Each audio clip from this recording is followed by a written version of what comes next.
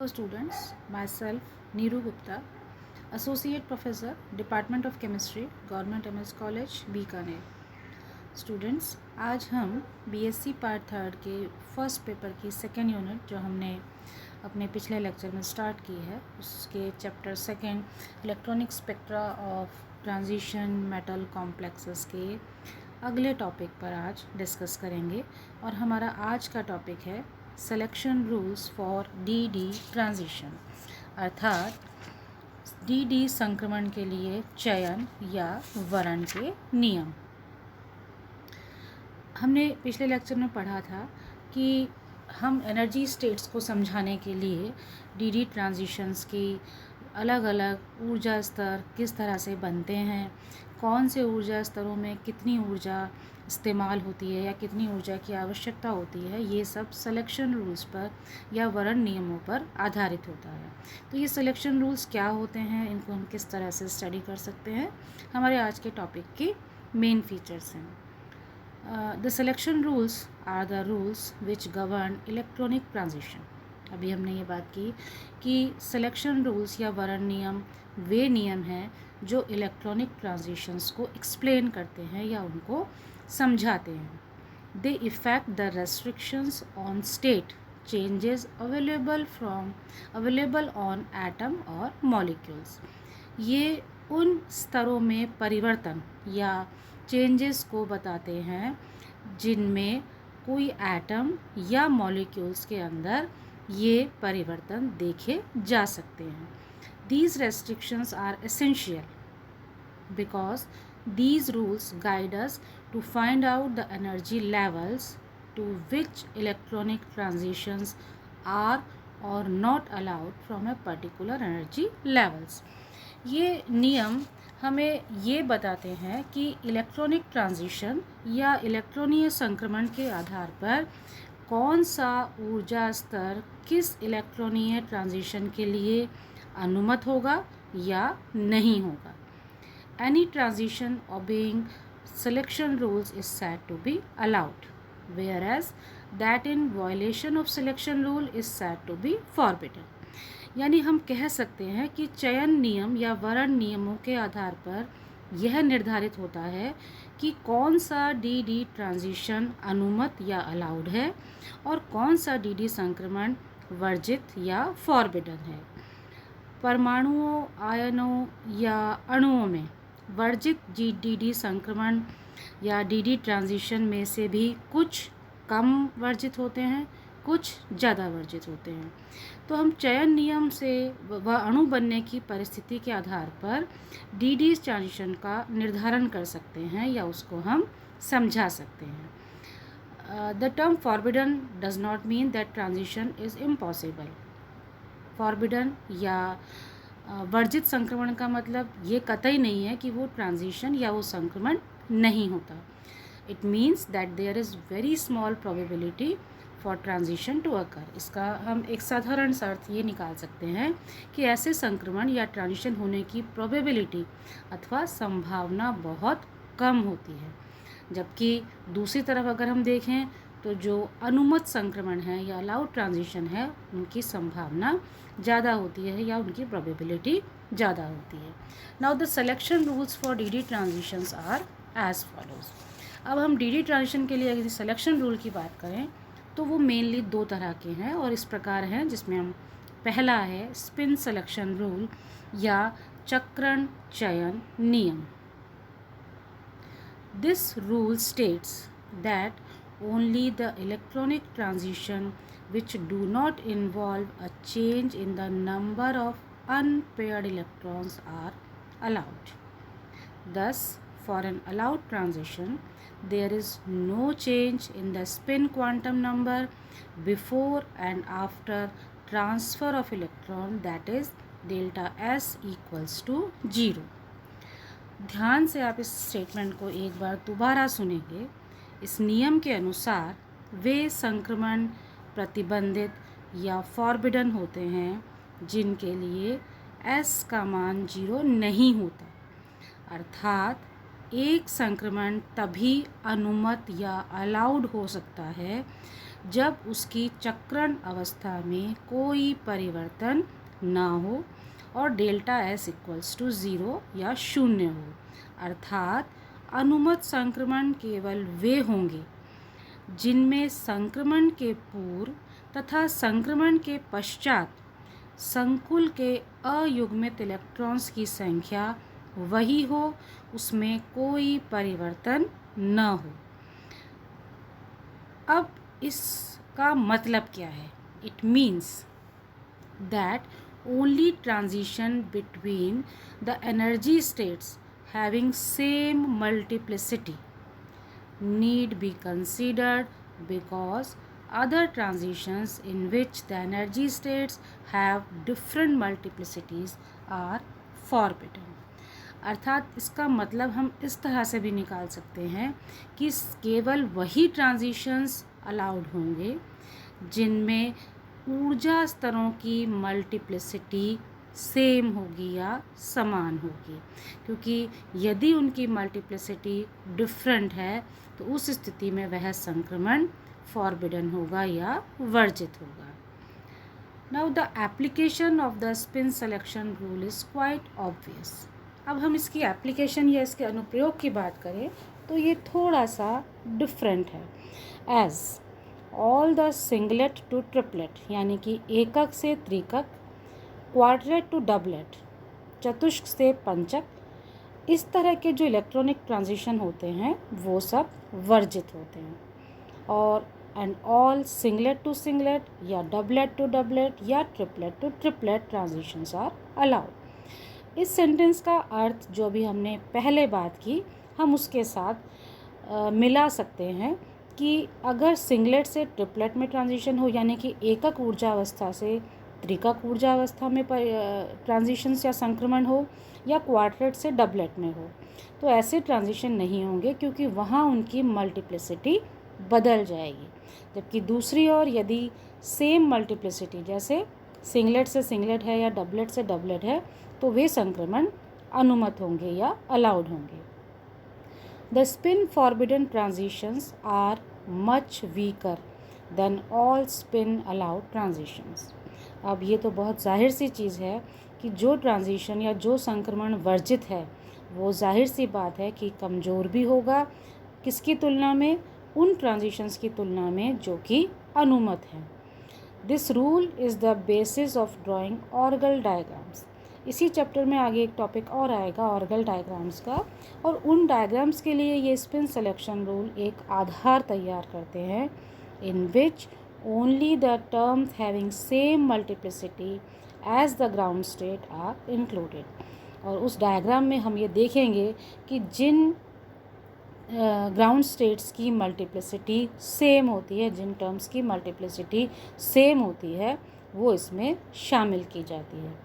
We know that when a metal ion is subjected to crystal field, the energy terms splits in the same mode as the orbitals do. हमने crystal field theory अभी हमारी continue चली रही है, उसमें हम ये जानते हैं कि एनर्जी टर्म्स जब कोई कॉम्प्लेक्स बनता है तो ऊर्जा के स्तरों में स्प्लिट होता है या विभाजन होता है, बिल्कुल वैसे ही जैसे ऑर्बिटल्स का विपाटन होता है। And the spin multiplicity of each component will be the same as that of its parent. और यहाँ हम जो एनर्जी टर्म्स में मल्टीप्लिसिटी हुई है, एनर्जी टर्म्स में जो विपाटन हुआ है, उसकी मल्टीप्लिसिटी भी अपने पेरेंट टर्म के जैसी ही होती है, because the spin state of an electron is unaffected by the symmetry of an external field. क्योंकि स्पिन स्टेट या चक्रण अवस्था किसी भी इलेक्ट्रॉन के लिए उसकी एक्सटर्नल फील्ड की सिमेट्री से या ज्यामिति से प्रभावित नहीं होती, इसलिए पेरेंट और स्प्लिटिंग के बाद जो स्टेट मिली है उनकी मल्टीप्लिसिटी समान रहती है। But the spin selection rule does not hold very strictly. लेकिन स्पिन सिलेक्शन रूल या चक्रण वर्ण नियम बहुत आसानी से हम कह सकते हैं कि यूज़ नहीं किया जा सकता, because there are mechanisms which afford some relaxation. क्योंकि इस रूल को अगर हम रिलैक्स करना चाहें या इस रूल के हम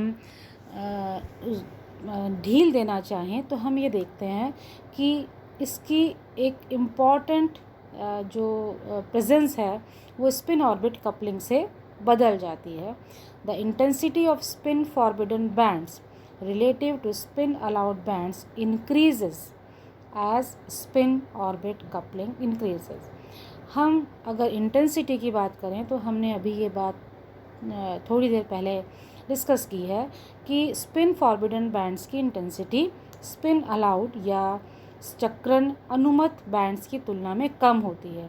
लेकिन अगर स्पिन ऑर्बिट कपलिंग हो गई है तो उस स्थिति में ये नियम थोड़ा सा रिलैक्स कर जाता है, क्योंकि जैसे जैसे स्पिन ऑर्बिट कपलिंग बढ़ती है स्पिन फॉरबिडन बैंड्स या चक्रण वर्जित बैंड्स की इंटेंसिटी भी बढ़ती जाती है। इसलिए इस नियम को हम बहुत स्ट्रिक्टली होल्ड नहीं कर सकते, हम बहुत सतर्कता से इसे अपना सकते हैं। एक छोटी सी समरी इस डायग्राम से आपको स्पिन सिलेक्शन रूल की और क्लियर हो जाएगी। कुछ हमने बुलेट्स लिए हैं, यहाँ पे कुछ पॉइंट्स में लिखा है। सबसे पहला पॉइंट क्या है? The overall spin S of a complex must not change during an electronic transition. अभी हमने यही बात की है कि कॉम्प्लेक्स की जो कुल स्पिन या कुल चक्रण है वो ट्रांजिशन के दौरान बदलती नहीं है, hence delta S equals to 0 रहता है। To be allowed a transition in must involve no change in the spin state. दोबारा से हम इस बात को करेंगे कि एक अलाउड या अनुमत ट्रांजिशन संक्रमण के लिए स्पिन स्टेट में या चक्रण अवस्था में कोई परिवर्तन नहीं आता। और इसका कारण क्या है कि इलेक्ट्रोमैग्नेटिक रेडिएशन से ओरिएंटेशन स्पिन्स का चेंज नहीं होता। ये अलाउड और फॉरबिडन को हमने इस डायग्राम में भी एक्सप्लेन किया है। अलाउड ट्रांजिशन में स्पिन इलेक्ट्रॉन्स की अनपेड इलेक्ट्रॉन्स की सेम है, जबकि फॉरबिडन ट्रांजिशंस या वर्जित संक्रमणों में ये स्पिन बदल गई है।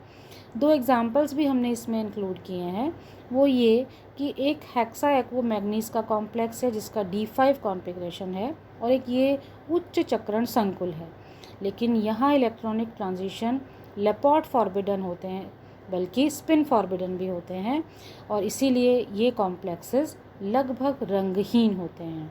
और दूसरी तरफ अगर हम MnO4 की बात करें तो ये हाईली कलर्ड या इंटेंसली कलर्ड होते हैं, क्योंकि इसमें चार्ज ट्रांसफ़र स्पेक्ट्रा या चार्ज ट्रांसफ़र ट्रांजिशन से LMCT ट्रांजिशन होता है और इन कॉम्प्लेक्सेस को कलर देता है।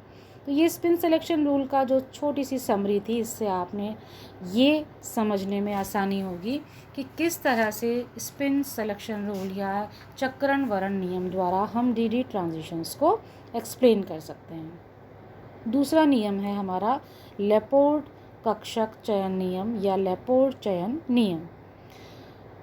इस नियम के अनुसार केवल वे ही संक्रमण अनुमत होंगे जिनमें कक्षकों की सममिति में असमानता हो। This rule states that only allowed transitions are those which a change of symmetry। अब इस सिमेट्री में दो टर्म्स हैं हमारे पास। The first one is G-rayed जिसे हम स्मॉल g से रिप्रेजेंट करते हैं, और दूसरी है अन-G-rayed जिसे हम U से प्रदर्शित करते हैं। इन को समझने के लिए आपको G और U का मतलब जानना ज़रूरी है। सम से विषम यानी कि G सम है और U विषम है।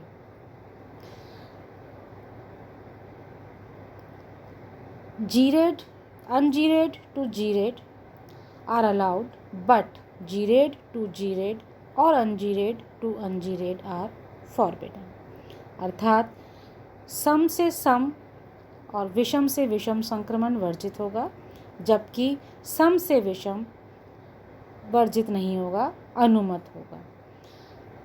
G-rayed and un-G-rayed means even and और, जैसा हमने अभी बात की कि ये सम और विषम है, and are used to indicate symmetry और antisymmetry by the operation of inversion.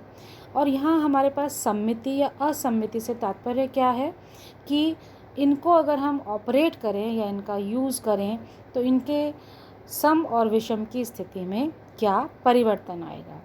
If inversion through the center of symmetry results in no change for the wave function, then the orbital is said to have G-rate.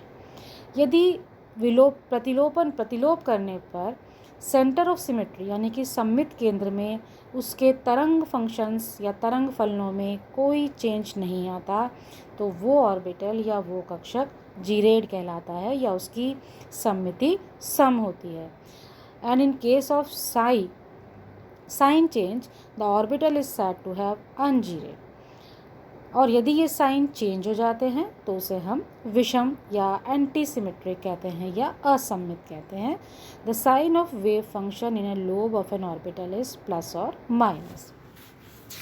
इस चीज़ को आप ऐसे भी समझ सकते हैं कि सम कक्षक हम उन्हें कहेंगे जिसमें परमाणु के नाभिक से विपरीत दिशाओं में समान दूरी पर कक्षकों के तरंग फलन के चिन्ह समान हों. और इसके विपरीत यदि किसी कक्षक में परमाणु के नाभिक से विपरीत दिशाओं में समान दूरी पर तरंग फलन का चिन्ह असमान हो यानी कि प्लस माइनस या माइनस प्लस हो, तो उस कक्षक की सममिति विषम या अनजीरेड कहलाती है. अब जीरेड ऑर्बिटल्स कौन से होते हैं? जैसे S. इसी तरह से डी के अगर आप लोब्स देखेंगे तो ऑलमोस्ट ऑपोजिट लोब्स में सिमेट्री सेम होती है, साइन सेम होता है. इसके विपरीत जो पी कक्षक हैं जो सिंगल लोब होते हैं उनमें एक तरफ प्लस साइन होता है और एक तरफ माइनस साइन होता है यानी कि उनकी सममिति विषम होती है. सिंस अब जीरेड और अनजीरेड को समझने के बाद इस रूल को समझना आपके लिए काफ़ी सरल हो जाएगा. Since all the orbitals of one type have the same symmetry. अब चूँकि एक प्रकार के कक्षकों की सबकी सममिति समान होती है, या तो G होंगे या U होंगे, then the Laporte selection rule means that the transition involving only a redistribution of electron within the same orbital are forbidden. इसका मतलब लेपोर्ट के चयन नियम के अनुसार जिन ट्रांजिशंस में इलेक्ट्रॉन्स का रीडिस्ट्रीब्यूशन सेम ऑर्बिटल्स में होता है वो सब कैसे होंगे? वर्जित होंगे. Because according to CFT under the influence of octahedral field d orbitals are split into two groups. CFT के अनुसार हम जानते हैं कि जब स्प्लिटिंग होती है, विपाटन होता है, तो d ऑर्बिटल्स दो समूहों में टूट जाते हैं. और ये भी हम जानते हैं कि सभी d ऑर्बिटल्स की सिमेट्री G होती है. So after splitting if there is transition of electron from low energy level to high energy orbital then the transition will be G to G which is Laporte forbidden. तो उस स्थिति में यदि electron एक ऊर्जा स्तर से दूसरे ऊर्जा स्तर में या एक कक्षक से दूसरे कक्षक में जाएगा तो वो G से G में ही जाएगा और इस तरह के संक्रमण लेपोर्ट फॉरबिडन होते हैं. Similarly, transition between d s orbital are also forbidden because both have G symmetry. इस तरह से अगर D में होता है या S में होता है तो वो भी वर्जित होगा क्योंकि दोनों ही में G सम्मित होती है. But P orbitals have U symmetry. लेकिन P कक्षकों में ये सम्मिति विषम होती है. Therefore, electronic transitions from S to D and P यानी कि S to P and D to P are allowed. यानी कि सम से विषम S से P, इसी तरह से D से P भी क्या होगा? सम से विषम होगा. ये ट्रांजिशंस अनुमत होते हैं या अलाउड होते हैं. लेकिन यदि हम P से P में ट्रांजिशन देखें यानी कि विषम से विषम में, तो वो वर्जित या फॉरबिडन होगा. अब हम इसे समराइज़ भी कर सकते हैं कि फॉरबिडन ट्रांजिशंस कौन कौन से हैं यानी कि वर्जित संक्रमण कौन से हैं? S से D में नहीं होगा, S से S में नहीं होगा, D से D में नहीं होगा, D से S में नहीं होगा और P से P में नहीं होगा. लेकिन कुछ अलाउड ट्रांजिशंस या अनुमत संक्रमण कौन से होंगे? S से P में, D से P में, P से D में या P से S में. In fact, there are some mechanism by which the rule is partly relaxed. लेकिन कुछ इस तरह की गतिविधियाँ, कुछ इस तरह की विधियाँ हैं, गतिविधियाँ नहीं, जिससे हम इस रूल को, इस नियम को थोड़ा सा ढील दे सकते हैं. Like spin selection rule. Laporte selection rule में भी हर एक के लिए ये वैलिड नहीं है क्योंकि ये रूल एब्सेंस ऑफ वाइब्रेशंस पर निर्भर करता है, क्योंकि इसमें बंध की प्रकृति को पुष्ट करने के लिए संकुल में असममित कंपनों द्वारा अस्थायी रूप से अणु का सममित केंद्र विचलित हो सकता है। इससे लेपोर्ट के वर्जित संक्रमण या फॉरबिडन ट्रांजिशन भी क्या हो जाते हैं, अलाउड हो जाते हैं। It may be relax in two ways, जैसा हमने भी कहा कि कॉम्प्लेक्स में depart slightly from perfect centrosymmetry, यानी कि अगर केंद्र सममित अणु में थोड़ा सा डिपार्ट हो जाए, कॉम्प्लेक्स हल्का सा डिस्टर्ब हो जाए, तो वहाँ फॉरबिडन ट्रांजिशंस को अलाउड ट्रांजिशन में बदला जा सकता है, या उसमें असममित कंपन पैदा हो जाए तो भी सेंटर ऑफ इन्वर्जन देखा जा सकता है, और उस स्थिति में एक फॉरबिडन ट्रांजिशन एक अलाउड ट्रांजिशन में बदल जाता है। Lastly the summary of Laporte selection rule क्या कहती है, there must be a change in the parity, यानी कि सिमेट्री में चेंज आना चाहिए। Electric dipole transition can occur only between the states of opposite parity, opposite parity में ही या विपरीत युग्मों में ही ट्रांजिशन संभव है, तो allowed transition G to U या U to G रहेगा। इसी तरह से लेपोर्ट फॉरबिडन कौन से होंगे, G to G या U to U। G stands for gerade, जिनमें कि सेंटर ऑफ सिमेट्री होती है, U स्टैंड्स फॉर अनजीरेट, जिनमें सेंटर ऑफ सिमेट्री नहीं होती। सिलेक्शन रूल को रिलैक्स किया जा सकता है वाइब्रोनिक कपलिंग से, स्पिन ऑर्बिट कपलिंग से और ज्योमेट्री में रिलैक्सेशन से। तो ये दोनों तरह के selection rule, spin selection rule और लेपोर्ट सिलेक्शन रूल की समरी के आधार पर हम चक्रण नियमों को समझ सकते हैं, और इन वर्ण नियमों के आधार पर डी ट्रांजिशंस या डी संक्रमणों की व्याख्या की जा सकती है। सो इस टॉपिक में आज के लिए इतना ही। नेक्स्ट टॉपिक तक, टिल देन, थैंक्स।